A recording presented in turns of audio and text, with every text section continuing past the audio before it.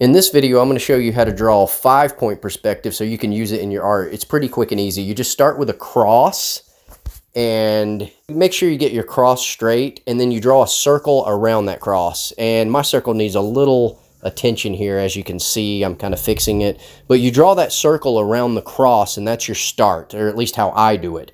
Because this line that I'm drawing here is actually the horizon line with a center vanishing point, and then there's 4 vanishing points around the whole circle. Then you start drawing these globe curved lines that create that almost Earth map globe look, you see? And you draw them on the X and Y axis, and it creates that curved Earth globe Earth look, but it's fisheye. Then there's a center vanishing point I'm drawing right here, and then that gives you your 5 points at infinity that creates your fisheye look in the drawing. That'll create your fisheye illusion look.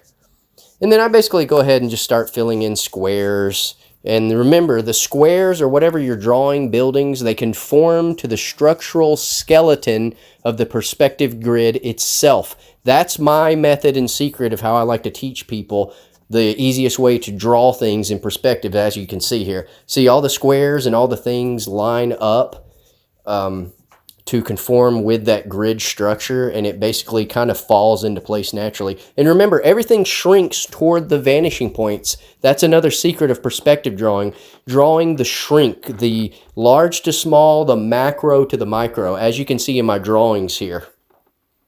And you just start filling these in. I'm just using cubes in this to emphasize my point. I'm not exactly doing anything like precise or drawing buildings, but this is an exercise to kind of show you how the cubes shrink and activate the structural element of what's going on within this perspective grid. And in case you didn't know, perspective drawing is a mathematical exercise from projective geometry. A famous example of this is M.C. Escher's globe drawings, or using a fisheye lens in photography also captures this kind of dynamic, warped look, if you will. So try these out in your own drawings. It's a really fun exercise, and it's really a good developmental tool to help build and improve your artwork.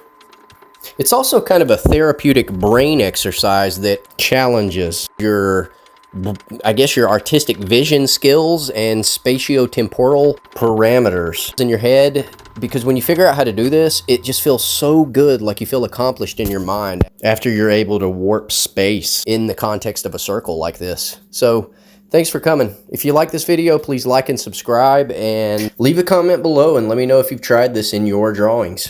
Perspective drawing is a way to represent reality on a 2D surface as a written image construct.